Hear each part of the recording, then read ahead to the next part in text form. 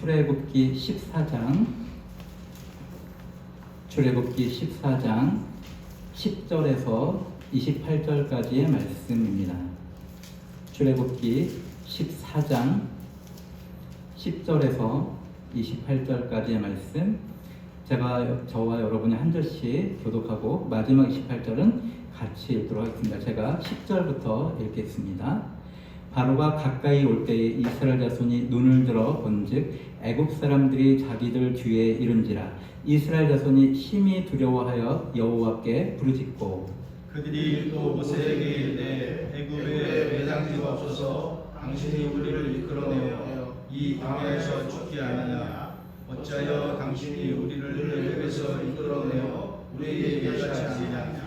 우리가 애굽에서 당신에게 이른 말이 이것이 아니냐. 이르기를 우리를 내버려 두라. 우리가 애굽 사람을 섬길 것이라 하지 아니하더냐.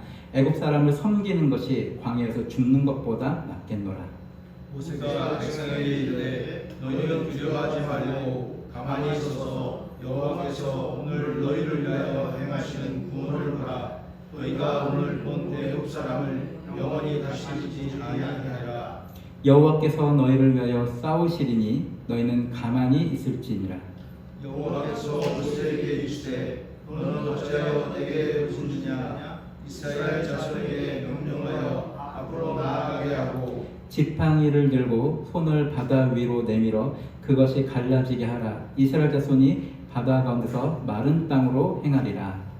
내가 애굽 사람들의 마음을 불안하게 하셨은즉 그들이 그 뒤를 따라 들어갈 것이라. 내가 바로와 그의 모든 군대와 그의 병거와 마병으로 말미암아 영광을 얻으리니 내가 바로와 그의 병거와 마병으로 말미암아 영광을 얻을 때야 애굽 사람들이 나를 여호와인 줄 알리라 하시더니 이스라엘 지팡 앞에 갔던 하나님의 사자가 그들의 뒤로 옮겨가매 가둔 기둥과 앞에서 기둥으로 옮겨 애굽 진과 이스라엘 진 사이에 이르러 서니 저쪽에는 구름과 흑암이 있고 이쪽에는 밤이 밝음으로 밤새도록 저쪽이 이쪽에 가까이 못하더라. 모세가 바다 위로 손을 내밀매 여호와께서 큰 흥공이 밤새도록 바다를 흘러나게 하시니 물이 갈라져 바다가 마른 땅이 되니라.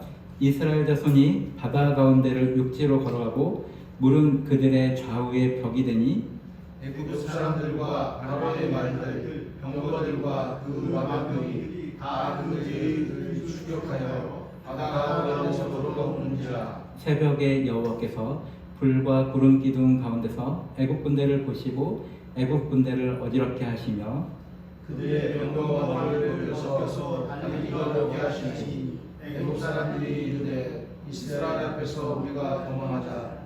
여호와가 그들을 위하여 싸우고 애굽 사람들을 치는 것이다.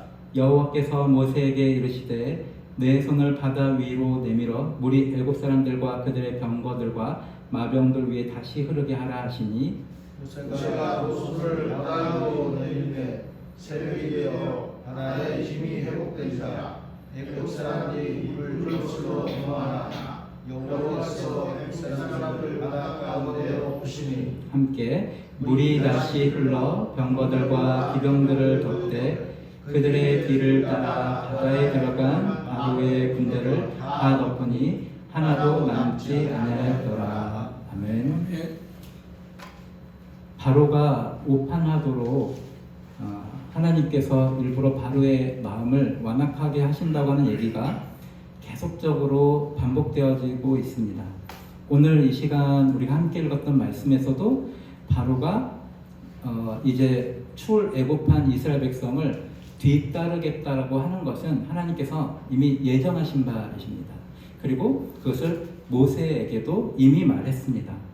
우리가 함께 읽은 말씀은 10절부터 읽었고 4절에 이렇게 나와 있습니다. 제가 잠깐 4절을 읽으면 내가 바로의 마음을 완악하게 한즉 바로가 그들의 뒤를 따르리니 내가 그와 그의 온 군대로 말미암아 영광을 얻어 애굽 사람들이 나를 여호와인 줄 알게 하리라 하시매라고 기록되어 있습니다.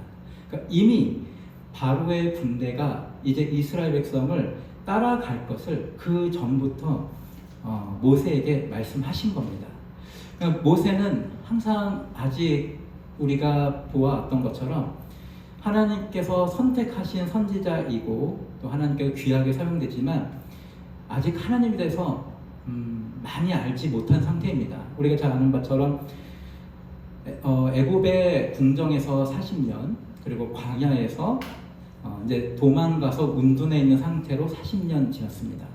그리고 하나님을 그 광야에서 떨기나무 속에서 하나님을 만나고 그냥 바로 이제 네가 내 백성을 이끌어내는데 내가 귀하게 쓰겠다라고 하시면서 그냥 일이 뭔가 준비되는 몇 년 동안 준비되는 일 없이 바로 시작이 되었습니다. 그러다 보니까 모세에게 좀 하나님에 대한 인식, 하나님에 대한 믿음의 깊이 이런 부분들이 부족해 있는 상태에서 지금 그냥 막 일이 진행되고 있는 것입니다. 근데 하나님께서 이렇게 미리 바로의 마음을 완악하게 해서 바로로 하여금 이스라엘 백성을 추격하겠다라고 하는 것이 다 말씀되어져 있는데 오늘 이스라엘 백성이 이제 바로 군대가 쫓아오는 걸 보면서 막 두려움에 떨면서 막 부르짖게 됐습니다. 그리고 모세를 향해서도 뭐라고 원망을 하죠. 우리가 그냥 죽을 데가 없어서 이 광야에서 죽도록 네가 우리를 이끌어내느냐? 우리 그냥 가만히 내버려두고 애국을 그냥 섬기도록 하라고 하지 않았느냐? 라고 갑자기 참 이스라엘 백성들이 참 그래요. 거시기 합니다. 10가지 재앙을 다 겪고도 이스라엘 백성이 바로 앞에까지 쫓아온 바로의 군대를 보면서 모세를 하나님의 선지자가 아닐 수 있다라고 지금 회의적인 태도를 가진 거예요. 그러니까 하나님께는 부르짖었어요. 백성들이. 하나님 어떻게 합니까? 하고 하나님께는 부르짖었는데 반면에 모세에게는 네가 지금 우리를 잘못 이끌어낸 거야 라고 하는 식으로 모세를 원망합니다. 근데 10가지 재앙을 이스라엘 백성들이 안 받나요? 다 받습니다.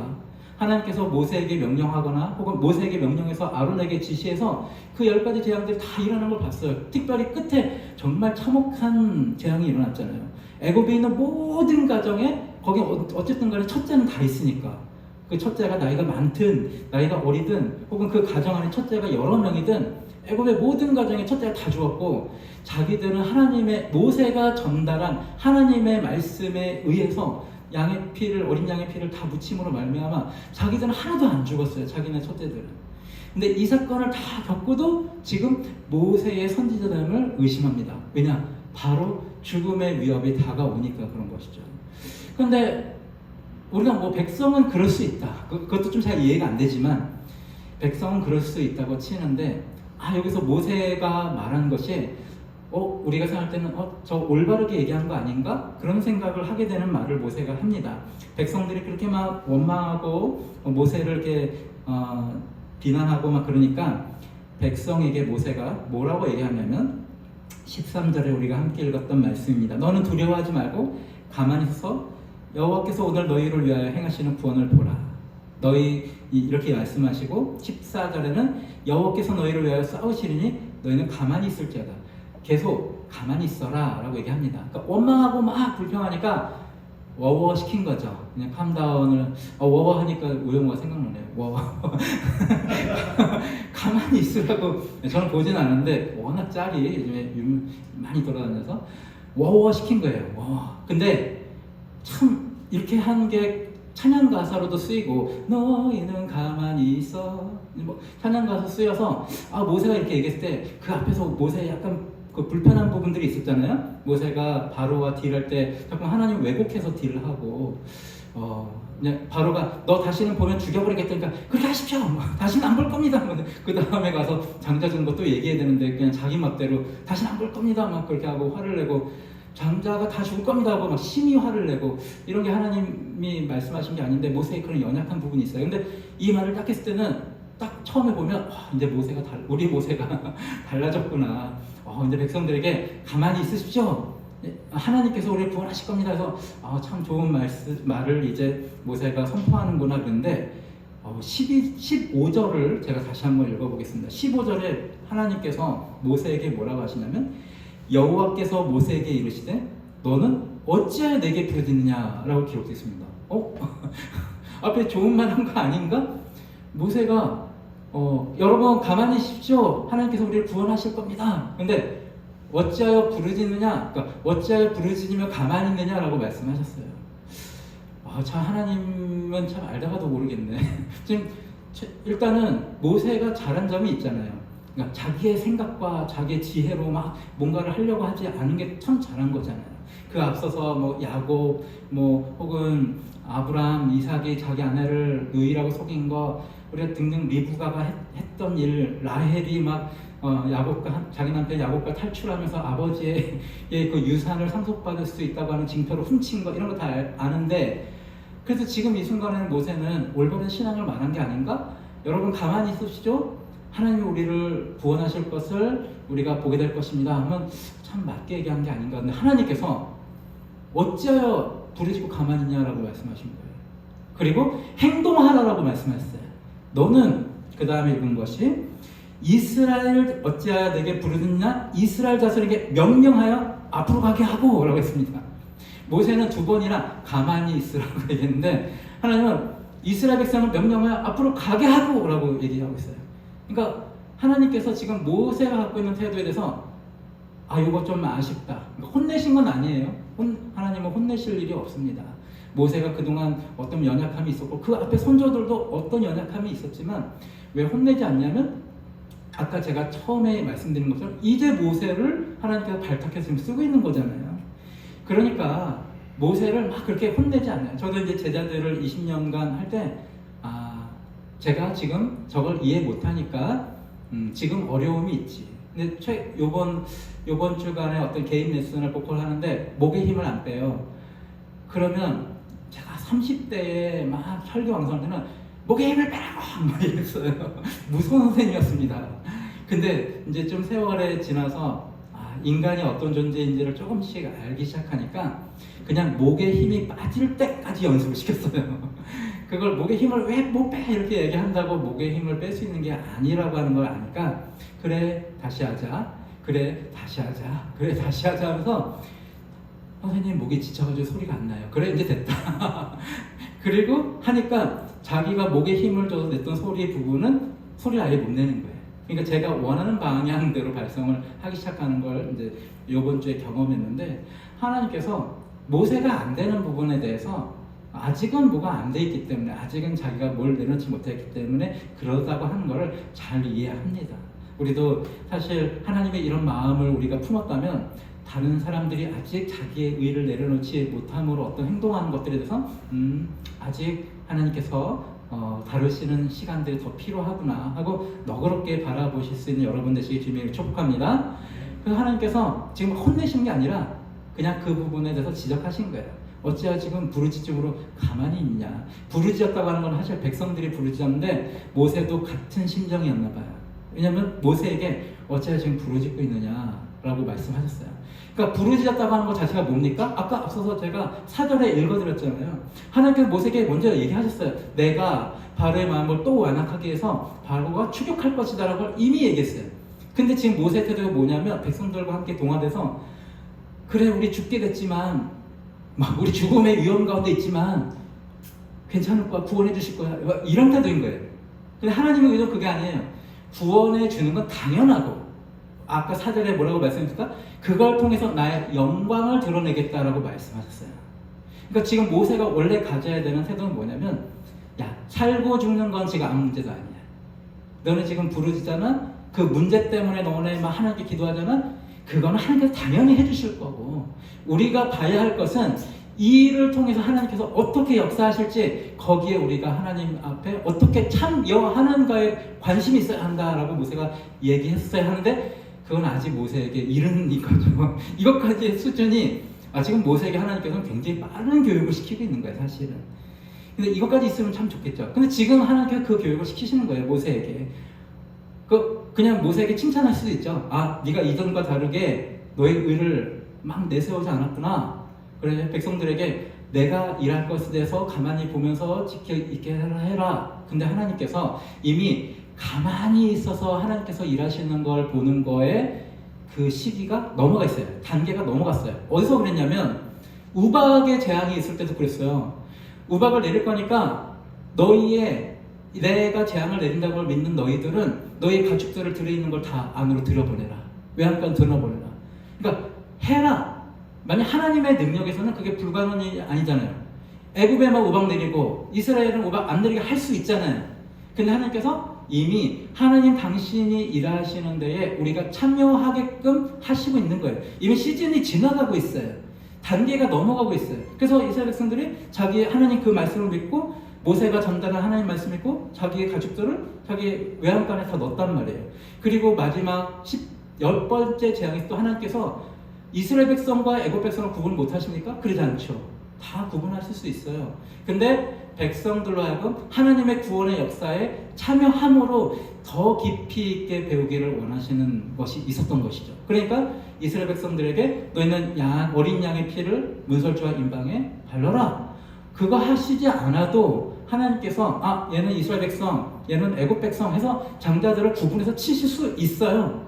근데 그렇게 하시지 않는 거는 이 구원의 역사에 우리로 하여금 행동하게끔 하나님께서 이미 단계가 넘어가고 있는 거예요. 근데 모세가 뭐라고 했냐면 가만히 있어라. 아무 행동도 하지 마라. 그러니까 하나님을 믿는 것까지는 좋아요. 근데 아무것도 하지 마라.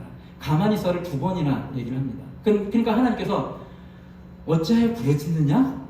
명령에서 전진해라라고 말씀하시는 거예요.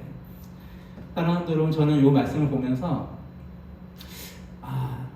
내가 나에게 닥쳐져 있는 그 문제의 해결 자체에만 내가 너무 집중해 왔던 지난 세월을 조금 더 회개하고 반성했습니다. 그 나에게 일어나는 여러 가지 문제들, 그것이 건강일 수도 있고 재정일 수도 있고 인간관계일 수도 있고 하는 어떤 일들에 대해서 원활하게 진행되지 않은 그런 상황일 수도 있는데 나의 관심이 계속 그 문제가 해결되는 데만 관심이 있는 거예요. 그래서 이 문제만 해결해 주십시오, 이 문제를 해결해 주십시오 하고 부르짖기만 하는 거예요. 그리고 하나님께서 이 문제를 해결해 주시도록 부르짖고 그냥 가만히 있는 거. 근데 하나님께서 지금 우리에게 말씀하시는 이 말씀을 통해서 말씀하시는 핵심이 뭐냐면 그 문제를 해결하는 거는 그건 너무 당연한 거고 거기 너희가 가져야 되는 시선은 하나님께서 아까 4절에 말씀하셨어요. 그와 그의 온 군대로 말미암아 영광을 얻어 애굽 사람들이 나를 여호와인 줄을 알게 하시겠다. 즉 하나님의 영광이 드러나도록 하는 것이 하나님의 가장 우선적인 목표였던 거예요. 근데 모세가 그래도 조금 나아진 신앙이긴 하지만 하나님의 영광이 드러나는 것에 초점이 아니라 백성들이 막 우리가 죽겠다 막 부르짖으니까 그냥 하나님께서 우리를 구원하시는 것에만 모세의 시각이 약간 갇혀 있었나 봐요. 그러니까 하나님께서 어찌하여 부르짖고 있느냐 모세야. 지금 너는 그 자리에 멈춰서 하나님께서 일하시는 것만 보면서 우리를 구원해 주셔서가 아니라 지금 홍해로 가야 된다. 우리가 아는 것처럼 이제 거기 바다 갈라지고 거기 지나가는데 애굽 군대 와가지고 이스라엘 백성은 잘 지나가고 애굽 군대는 수몰되면서 하나님의 영광이 빵 터지면서 아까 모세 비난했던 백성들이 내 여호와의 종인 모세를 막 인정하고 이제 경외하는 일이 발생하거든요. 애굽 입장에서도 거기에 장자들이 다 10번째 재앙으로 장자들 죽은 것뿐만 아니라 지금 여기에 추격전에 나온 이 군대가 어떤 군대냐면 선발되어서 나온 사람들이에요. 그러니까 거기에 특별히 바로 왕이 직접 출정하니까 막 딸거지들 나온 게 아니에요. 그 중에 되게 좋은 지휘관만 지금 뽑아서 나온 거예요. 그러니까 엘리트들이 한순간에 애굽에 있는 엘리트 군사들이 엘리트 지휘관들이 다 죽은 거예요. 그런 걸 통해서 그러면 애굽에 더 하나님의 영광이 드러나는 상황이 된 거예요. 그러니까 우리에게 닥쳐져 있는 어떤 어려움들이나 우리에게 해결되지 않은 어떤 문제들의 해결에 집중하면 안 돼요. 이건 저한테 하는 말입니다. 해결에 집중하면 안 돼, 승진아. 그 문제들을 해결하시는 건 당연하고 그 문제들에 내가 어떻게 참여하기를 우리 주님께서 원하시는가. 나의 관심은 하나님께서 이 일을 처리해 주세요. 나는 아무것도 못해요. 하고 가만히 있는 게 아니라 이 일을 처리하심으로 드러내려고 하는 하나님의 영광의 방향이 무엇인가. 그리고 그 하나님의 영광이 드러나는 그 일에 내가 어떻게 참여하기를 우리 예수님이 원하시는가. 이게 굉장히 두 가지 태도가 다 어떻게 보면 하나님 우리는 가만히 있겠습니다. 하나님께서 도와줘서 이 문제를 풀어주세요. 이것도 어떻게 보면 우리의 어린 신앙을 가진 사람들에게 권면해야 되는 부분이기도 해요. 이스라엘 백성들에게 지금 막 두려워하지 말고 막 자기가 네가 살려고 네가 막 요동하지 마. 너의 막 의를 막 발휘해가지고 어떻게든 살려고 궁리하지 마. 하나님께서 우리를 구원하신지 어떻게 구원하신지 지켜봐 라고 어린 신앙을 가진 사람들에게 우리가 그렇게 얘기해야 할 때도 있을 것입니다. 근데 우리의 목표 지향점은 어디냐면, 야, 문제를 해결하시는 건 당연한 일이고 그 문제를 통해서 하나님의 영광이 어떻게 드러날 건지를 기대해야지. 그리고 그 일을 그냥 가만히 팔짱 끼고 혹은 무서워서 조마조마함으로 지켜보는 게 아니라 네가 직접 그 일에 어떻게 참여하기를 원하시는지 주님께 물어봐야지. 그러면 기도하는 방향이 달라지겠죠. 이 문제를 해결해 주세요. 이 문제를 해결해 주세요. 이렇게 기도하지 않고, 하나님, 문제가 오고 있는데 그 문제에서 내 마음을 평안케 하시고, 그 문제를 해결하는 게 목적이 아니라 그 문제에서 내가 어떻게 행동하기를 원하십니까? 어떻게 행동해야지만 주님의 영광이 드러나겠습니까? 기도의 방향이 완전히 달라지는 상태가 되는 거예요. 근데 지금 하나님께서 모세에게 그 다음 단계에 대해서 지금 가르치신 거예요. 그런데 말씀하신 것이 바다로 그냥 가라라고 말씀하신 거죠. 이게 참, 우리는 그런 상태를 원하지 않고 우린 가만히 있고 애국 군대가 와서 지네가 그냥 하나님께 다 벌받아서 그렇게 하기를 우리는 원하지만, 15절에 여호와께서 모세에게 이르시되 너는 어찌하여 내게 부르짖냐? 이스라엘 자손을 명령하여 앞으로 가게 하고, 그리고 앞으로 가게라는 것 앞에가 바다인데 바다로 가라고 하신 거예요. 그러니까 백성들과 모세 입장에서는 그럴 수 있는 거죠. 그냥 문제를 해결해 주거나 평탄한 길로 인도해 줬으면 더 좋겠는데, 하나님의 영광을 드러내려면 극한 연출이 필요하신 거예요. 그러니까 우리 삶 가운데 어려움에 어려움이 더할 때 그것만 보면, 와, 내 삶은 왜 안 풀리고 더 어려움에 어려움만 더하나. 근데 하나님께서 우리의 삶, 여러분의 한 사람 한 사람 삶을 통해서 하시려고 하는 것은 당신의 영광이 더 드러나기를 원하시는 거니까, 어려움에 어려움이 덮이는 게 아니라 하나님께서 더 많은 놀라운 일들을 행하시려고 당신의 스스로의 과제를, 기준치를 높여놓으신 것이죠. 그러니 그런 믿음을 가지신 분들은 우리 삶 가운데 덮이고 덮인 어려움을 어려움으로 보지 않고, 하나님의 쇼타임이시다. 하나님께서 이제 그런 거 있잖아요. 달인이 이제 내가 어떻게 하는 거 보십시오 할 때 보통 사람들은 저걸 어떻게 해? 근데 달인이기 때문에 더 많은 걸 맡겨놔야 그 달인이 그걸 행하는 걸 보면서, 와, 저 사람 정말 대단하구나 라고 하는 걸 우리가 느끼는 것처럼, 하나님께서 우리 각 사람의 삶에 혹이나 어려움에 어려움이 더했다면, 와, 하나님이 나를 버리셨나 보다, 혹은 내가 잘못했나 보다, 이런 것이 아닌 거예요.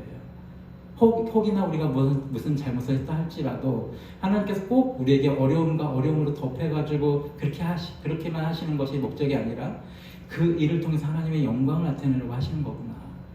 물론 그 과정에서 우리의 또 약하고 우리의 죄악된 부분도 지적하시고 고칠 수 있지만, 단지 그것 때문에 벌하시기 위해서 어려움에 어려움을 더하시는 게 아니에요. 그래서 홍해 앞으로 간 백성에게 하나님께서 모세에게 명령한 대로 우리가 아는 것처럼 바다를 향해 제스처를 취하니까 바다가 갈라지고 그 일들이 다 일어났습니다. 말씀을 정리하겠습니다. 하나님께서 우리 삶 가운데 가장 하기를 원하시는 것은 그냥 우리의 필요와 문제를 해결해 주시는 것은 당연한 것이고, 우리로 하여금 당신의 구원의 역사에 참여케 하심으로 하나님의 영광을 드러내려고 하시는구나. 그것이 오히려 하나님께서 우리에게 원하시는 최종 목적이구나. 그래서 사실 우리가 예수님이라고 하는 존재가 우리에게 너무나 필요합니다. 제가 예수님과 동행하고 또 예수님께 계속 엮여붙는 신앙의 노선을 가게 된 이유는, 그냥 가만히 앉아서 하나님께서 나를 구원하시겠지, 나의 삶을 그냥 가면 하나님께서 이렇게 하시겠지, 그거의 한계가 너무 빨리 왔어요. 그러니까 매 순간마다 그렇게 하시긴 하시는데 그것이 너무 발전이 없는 신앙이라고 하는 것이 너무 느껴졌어요.